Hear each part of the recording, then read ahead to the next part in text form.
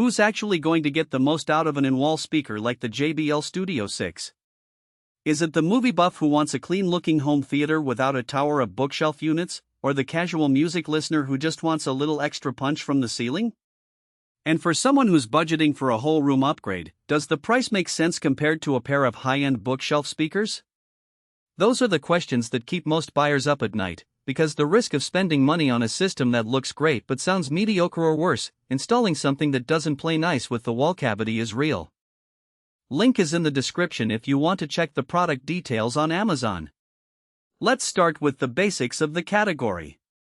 In-wall speakers promise to hide the hardware, free up floor space, and turn a plain wall into a source of big screen sound. That sounds perfect on paper, but the reality hinges on a few practical factors: how easy the unit is to mount, what kind of power it needs, how it interacts with the room's acoustics, and whether the performance actually lives up to the theater label.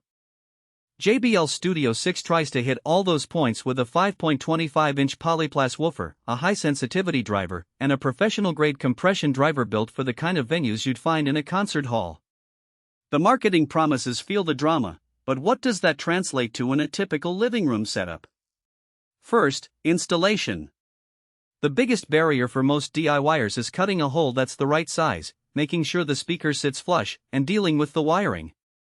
JBL advertises the Studio 6 as easy does it, and in practice the mounting frame is pre-drilled to match a standard 6-inch cutout.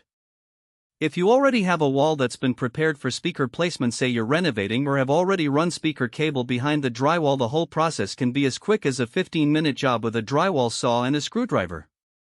For a homeowner who's never touched a wall cavity, there's a learning curve. You'll need to locate studs, ensure there's enough clearance behind the speaker for the woofer to breathe, and seal any gaps to avoid unwanted vibrations. The downside?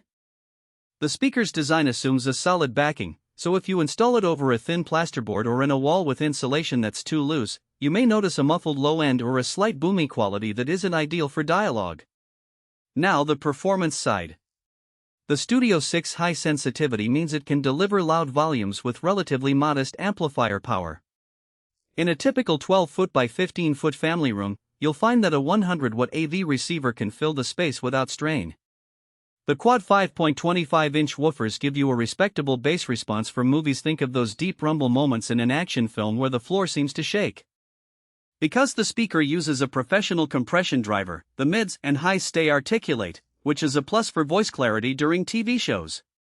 In real-world testing, the speakers held up well when I played a mix of orchestral scores and dialogue-heavy sitcoms. The sound didn't get lost behind the bass, and the imaging was surprisingly wide for a single-point source. That said, the system isn't a substitute for a full-range 5.1 setup. The lack of a dedicated center channel means that dialogue can sometimes blend into the surround effect, especially if you're using a stereo-only source. For a true home theater experience, you'll likely want to pair the Studio 6 with a separate center speaker.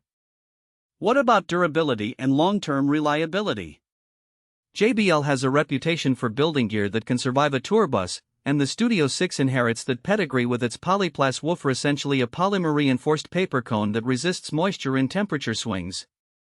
In a wall environment, that matters because the speaker can be exposed to seasonal humidity changes. The compression driver is sealed behind a robust metal housing, which should keep dust out.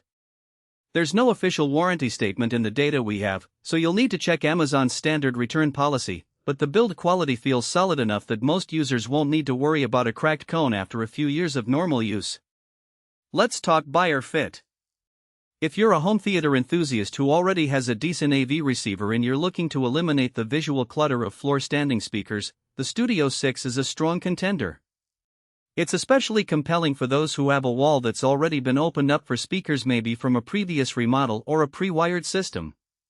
The speaker shines in rooms where you want a clean aesthetic and you're willing to spend a little extra on an in-wall solution versus a basic paint-in-wall model that sacrifices power.